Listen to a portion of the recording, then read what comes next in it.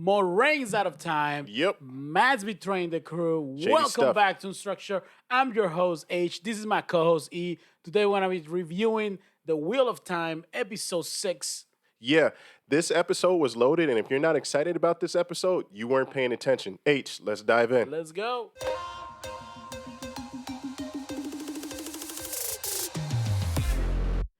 And we're back. This was a great episode. Yes. A lot of information.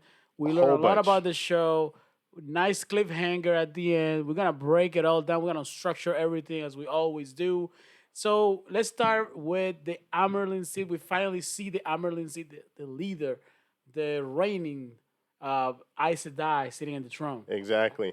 She rules with fear, but there's a lot of things going on, a lot of power struggles and power shifting going on behind the scenes. So she knows that she is on the hot seat right now, and she has to portray a strong, powerful front to maintain her seat in the Amerlin seat. So Isn't it confusing? As they say? exactly.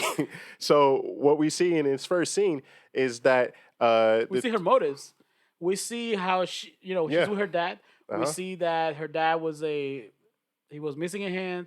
He was trying to protect her. He already knew she could do magic or use the one power, right? You know what? I'm glad you brought that up because there was a parallel that they successfully drew from the first scene to the second and last scene, which was Amerlin Seat, which is Suan Sanchi, was exiled from her hometown as early in age, right? Yeah. Because she knew magic. But the reason why is not important. The point is that she was exiled from her hometown. She asked her dad, "When can I come back?" And he basically said, "Never." He said, "When the fish can touch the moon," and that won't ever happen. So what we see at the end, without getting into it, we see a similar parallel. We'll talk about that later, but we see a similar parallel. So she knew how painful it was for her to commit that act. I'm talking about Suan Sanchi and the Amerlin seat, but she knew how important it was for her to do it as well. So, which is why she went through with it, despite everything else that was attached to it and everything else that was at stake. So that was one of the parallels in the first scene. I think that was really deep. But that takes us to the sacred hall. I forget the name, but we have Alana, Leandrin, and also Moraine that are facing the Amerlin seat and their actions. And what happens Not there? just that, we have Logain. The first thing we see Yeah. the Amerlin comes in. She sits down. She inspires fear and respect to her subjects or her people, right? Uh-huh. And then we see they bring Logain. She calls, "Hey, just bring the false dragon in." Yeah. Logain comes in, a little mad, a little crazy, and he A lot of tests her. crazy. He tells her, "You know what? You took that many people. and He's I crazy still- by a lot of bits. Sorry. Go yeah, ahead. I still got one of yours, right? I still took one of yours out, and all he was trying to do all along was he just wants somebody to end it. At first, I was like, man, does Logain know something that we don't know? But now he's just mad. He's crazy. He was just trying to end it as quick and efficient as possible. But Yes. I don't know. Shades of Brother Dave from Foundation. She was very cruel with her punishment. Yeah. So what we see was a little bit of theater, a little bit of politicking, and the results were devastating, and they had a long fallout. But ultimately, what happened was Leandrin had to speak for her actions of gentling the Logain, right? Yeah. And ultimately, the Amerlin seat found that Leandrin was responsible and she would get punished. That was the way that things were seen to have ended or thought that it was going to end. However, this is where the politics comes in. This is where the theater comes in. And Leandrin pivots and turns the attention, casts the attention onto Moraine. And it's interesting because we don't ever see Leandrin get assigned any punishment throughout the episode, right? No. So Leandrin is they once Logain is handled, Uh-huh. the attention goes to Leandrin for having gentled this against the rules that they have, right? Yeah. Then we see that Alana and Moraine try to defend her somewhat to say, listen, there was no other option. This guy, we had to protect ourselves. And the Amerlin seat strikes back by saying, we have these rules not to protect us, but Yes. to protect the people. And she's right, because if you have that much power, you can just run a rough shot on wild on all these Exactly. people. There has to be rules and There's gonna be no guidelines. trust. So she's gonna go ahead and punish. She tells Leandro, "I'm gonna think of your punishment." But right before, Leandro had to become a snitch and divert the attention to someone Yeah. else. So this again, that's where the politics comes in because Leandrin knows that Suan Sanchi is vulnerable in her ambulance seat right now. She knows that there's a power shift, and she knows that behind the scenes, some of the other Aes Sedai are feeling really vulnerable, and they believe that they can unseat Suan Sanchi. So she paints Suan Sanchi into a corner where one she insults her and says, well, she insults Moraine first and says, well, Moraine knew about the this person with superpowers, not or super channeling With a lot of ability. talent, yeah. Exactly. And she didn't bring it to you, so she has something to hide. And then she takes it a step further by insulting her. It's an insult to bring up the ambulance seats, former Aja. But she says, but since you were a former Blue Yeah. Aja, you're partial to them, so it's all good. And that's basically a dare for her to show her objectiveness. You know what's cool about that scene? We Hmm. also learn what the job and responsibility of the Blue Aja is, which is Yes. handling secrets and kind of be a spy. They're like the CIA Yes. of the Aes Sedai, and whatchamacallit, the Reds are like the police. So you see that power struggle between Yeah. them, and Very then cool. obviously the Green is the army. There's more, and like I said, the video's coming, but it's interesting to see the power struggle between those three constantly.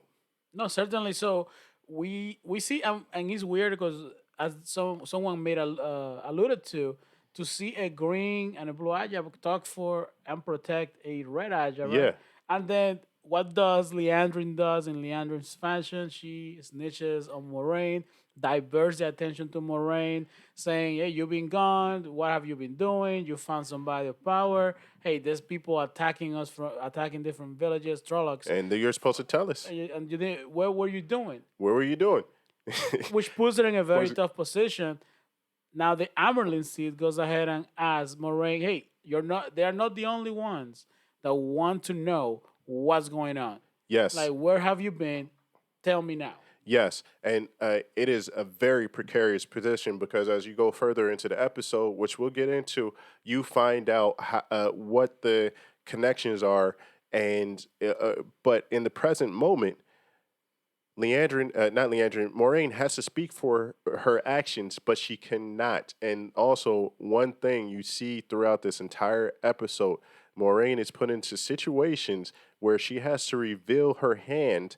And as an Aes Sedai, she cannot lie.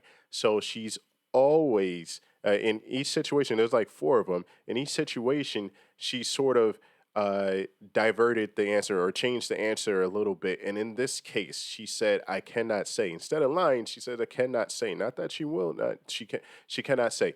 And so that, like they said, that was a big show that required punishment in order for Suan Sanchi to retain her power. So that sets the timetable. What you see after that scene in the hall, Leandrin tells Moraine that she has to, or excuse, You get better her. hurry up, essentially, Yeah, because you are running out of time. So yeah, exactly. you need to hurry up because you're running out of time. Tomorrow they're gonna be assigning a punishment to Moraine, and we see that. Hey, listen, the Amarlinsi told her, "Get on your knees, kiss Kiss the ring. floor, right?" Yeah. And tomorrow I'm gonna assign some punishment to you. Leandro makes allude to that. You need to hurry up. Whatever you're Yeah. doing, do it quick. And I think from that point on, you see the power of Moraine, how much people respect her within that city, within the Aes Sedai as well, because she's moving in and out of places I want to say a businessman, but someone with power. She has informants coming to her. She's stopping off in one room, telling people what to do. She's going to another room. She's healing people. She's getting her water to land to talk to the what's the name, Leona, the ogre. She's Loyal. Loyal, that's Yeah. what it is. She's wheeling and dealing within this next 24 hours, and it shows how much power she has within the Aes Sedai and how she feels untouchable to a certain extent. And you see that later when during her final interaction with Leandrin. But only someone with this amount of power, and I'm not talking about channeling ability, I'm talking about respect and fear, can put all these things together in a short amount of time. It was very cool to see because we saw she was very productive in that time frame. We saw that she was able to heal Matt from the darkness that was afflicting him Yep. somewhat. I don't know if she did she really did She, she she really you know. she separated him from the knife Yeah, at but least. I don't know how well that worked. And Yeah. then we also see she's able to plan a meet up with the Amerlin seat to have a private conversation. Let's say that. Yes. and Yes. No, let's expand on that because what we find is that she has had a 20-year relationship with Swan Sanchi, and they were in the room when I forget her name. I'll find her name in a second. But when the visionary had the vision of the dragon coming back, and from that point on, 20 years ago, from that point on, they made a decision to have a secret mission to search for the dragon that will help them fight against the Dark One. yeah, that's right. And that's what Moiraine, throughout the entire episode, everybody's like, well, what have you been doing for 20 years? You know, ships are disappearing, trollops are coming down to the river, and all this different types of stuff is happening. But it's been 20 years. What have you done? And she's done this one thing committedly, one thing throughout the 20 years, and only now had she found who she thinks to be the dragon. But everything else sort of has fallen to the wayside, and it's sort of like all of it has came to a head in this scene at the tower. But you see that she has the support of the Amerlin seat, and they have a relationship. They are, as you say, Entangled. there you go. They are entangled together, and she doesn't have any other love interest within the entire 6 episodes so And it's far. interesting to me So for yeah, me to see because I was under the impression that the water and the ice Sedai, I guess, had some kind of connection, but I guess yeah, that's not but not the them. case. Yeah, that. Because we see that land has Uh some huh. kind of connection with Nynaeve, and now we see that Moraine has a connection with Siwan Sanchi, right, with the Yes. Amerlin seat, Yeah. which forces the Amerlin seat to take a very tough make it very tough decision in exiling Moraine as part of their plan so they can battle the Dark One, the Dark Lord, Exactly. that's imprisoned in the eye of the world. Yes. No, but I want to see. I kind of want to see if in the next episode they show if, although we know that our heroes are gonna be looking for the Dark One, if Leandrin is gonna try to make some kind of play, political play, to become the Amerlin seat herself. So What do you think about that? Because I think there's gotta be more to explore there in the next I don't think episode. she will. I don't think she will right now. I don't think it's in her best interest that she will because what we saw, again, Moraine is like the chief CIA. Period. Right. She runs everything, and Leandrin kept on and throwing jabs at her and kept on irritating her. And Moraine's trying to get things done, and finally, in the last scene before Moraine gets her punishment, in the last scene, Leandrin crosses the line, and Moraine puts her in her place by saying, "Hey, I know about that guy that you see in Northport, and if you keep on talking, I'm gonna have your Reds handle her. And bottom line, sit down, shut up." That's that's basically what happened. And Leandrin kept quiet and went to her corner and let Moraine handle her business. And that again speaks to the amount of power and authority and the secret networks, informant networks that Moraine has, and how powerful and how respected throughout everywhere, throughout the entire world, this world, she is. Now, what we do see is that Moraine it tells Swan Sanchi that she has to exile her, which obviously Swan Sanchi didn't want to do. But even when that punishment was carried out, it was painful for both of them because Swan Sanchi knew what that pain meant. She was exiled from her home, told that she can never go back home, never see her dad. And now, Sora Sanchi's on the other side, handing out that punishment. You can never, telling Moiraine, you can never come back here unless I call you, but I probably won't call you until you handle the Dark One, until there's good reason for you to come. So, one, we can never be together. Two, you can never come to your home. Three, you are exiled in disgrace. You saw everybody in the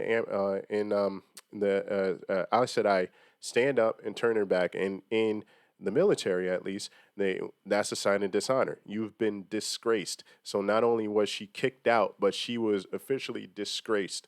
Her standing was eliminated You know within what's that Aes Sedai interesting about community. that scene Yeah. when everybody's turning their back to Moraine and she's walking down the hall. All of the Aes Sedai are turning her back. When the Reds are turning their back, if you go back and watch the episode, Uh huh. Leandrin, as everybody already turned their back, is the last Red to turn Yeah. their back on her, and she's looking at Moraine with so much disdain. Like, Absolutely. you had the courage, because earlier in the episode she told her, Leandrin tried to leverage something on Moraine. Like, okay, who is that? Those people in the staying at that particular hostel or hotel. Yeah. And Moraine went, listen, if you say something, I'm gonna let people know that you have a man in the mountains or somewhere out, and you know Exactly. what's gonna happen to it. And Leandra was not expecting that, because she went toe to toe with the Master of Secrets in And it, essence, and she yeah, snapped back. she and the thing was, Moraine had that in her pocket the whole time. She had that in her pocket She the whole triggered time. that trap She, card. Oh, yeah, she said, yes. "You're not a threat to me the whole time. I'm gonna let you, go play somewhere. I'm busy." And then finally, when it was that critical point where things had to go one way, Moraine said, "Sit down and shut up." That was it. Otherwise, she wasn't bothering her. That speaks to her power. I think. What was your thoughts overall about this episode, H? Just this episode was very much controlled by the Amerlin Seed, Siwan Sanchi, Yep. and Moraine. We learned a lot about the backstory of Moraine. She's a noble, Uh huh. so we know that her family is rich and has influence. We learn about a little more about the other Aes Sedai. We saw some of the other Aes Sedai as well interact on the show, A lot which of that. I've been wanting to see more about that. And then we see our characters, our heroes, kind of took a back seat, but we saw scenes here and there Yeah. where they all reunite. We know that Matt's now separated or cured from his illness and the darkness. We see that Rand tried to protect him to fail against Lance, right? Yeah. And we see Egwene surprised or thinking that she is so powerful and talented, but to find out that Nynaeve has surpassed her power. When Yes. they mentioned, you found the most powerful channeler, and Egwene is like, well, Yeah. let me. That's what It's I'm like, saying. hold on, Like, not yeah, you. that's Hold on. like what? Hold on. Oh, I'm gonna the let you person- finish. I'm not, exactly. Like she had that. Let's go to Kanye West moment. Like she was, say what? So Exactly. we saw that happen to our heroes, and then finally they all get grouped together, going to this, I guess, suicide mission to the eye of the world, and Yes. what happens then? To The very key point. Matt, for whatever reason, which I think will be explained in the next episode, but I think that you were onto something from last week. Matt decides not to go into the window. I think it was the window, and or the way rather. It decides not to go into the way, and he what I think it's because of the darkness inside of him. I think he's not becoming a dark friend. He has darkness in him. But This is the he's because they said that as much as the darkness was consuming, he was feeding Yep. off of it. Yep. This is not the same Matt. As we Yep. were saying in the previous video, this is not the same Matt. This is a different person. This Matt let his friends go on this mission. He was always scared from the get in regards to going forward into this situation.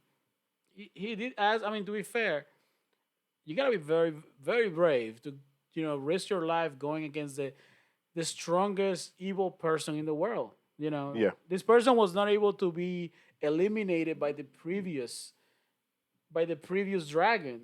So what makes you think these 5 people, which one of them may be the Dragon Reborn? Who knows who it would be? Is it Rand?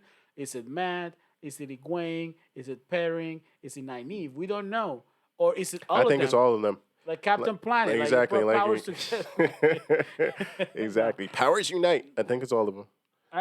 You know what? I'm gonna make this observation again. We did not read the book, so we don't know And ahead, and we are staying away from any spoilers. And thank you so much, guys, for not putting spoilers in hey, the and comments. listen, if you have read the books, continue to watch this because we like the fact that you point out one that we're wrong and get a laugh out of us being wrong. We're only going off of the clues that we see on the TV. That's all So good. what I'm thinking is, we see that everyone has something special going on out of our characters. We see that Egwene is talented with channeling. We see that Nynaeve is the most powerful channeler ever seen, although she's a little older. Yep. We see that Perrin has the wolf golden eyes. He controls Which wolves. that's something too, There's something Maureen. going Yeah. on there. And then Matt has this darkness. Although we haven't seen it manifesting some kind of power, it makes him different. It makes him special. The only character in the show that has not received any special Who's treatment that? is H. Rand. Yep. My boy Rand has not received any special treatment. He's just been shown as the nice guy. He's the one that's willing to protect his friend. He's always smiling. He seems like the one that they're picking to be positioned as the dragon. Since he's the only one that they haven't put that given that special treatment to. What do you think about that?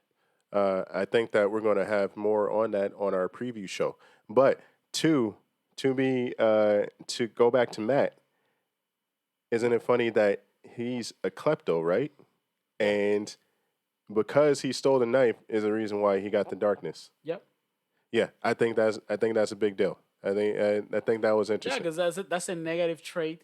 He steals he steals by stealing the knife, puts him in the position that he's in right now, right? Exactly. Exactly. Very interesting. Lots of things happening in this. What about the ogre Loyal, and Loyal? nice guy. Like I said before, he was gonna become an important character for the show. He is with our heroes, and he's willing to help and willing to risk his life in a way, right? Yeah, it's crazy. Totally love this episode. I'm super excited. We have, I think by the end of this week, we'll have the lore video for the Aes Sedai Yeah, completed. so we have the lore video coming out. We're gonna be doing this week the preview for episode 7. We're gonna doing the Dexter review as well. Check out our Dexter review if you don't know what Dexter is. Very fun show, good time. So check it out. We have our Foundations review up as well. So yeah, so much great content coming And your the way. preview video coming out, in which we will talk more about Rand because I think there's a lot to unpack Yeah. on that. I think is huge. And you pointed that out earlier. So that's going to be on the preview video. So check that out. Yeah, thank you so much for sharing our passion for the shows with you guys. This is very fun for us to do, and I hope it's fun for you guys to watch as well. Thank you for all the likes, for all the comments, for all the love shown. We really appreciate it. We started this a couple months ago, and it's without It's- words, it's so yeah. much fun to do. Yeah, unexpected support from you guys. Go ahead and click that subscribe button if this is your first time viewing it. And until the next episode, I'm E, I'm H. and we are Unstructured.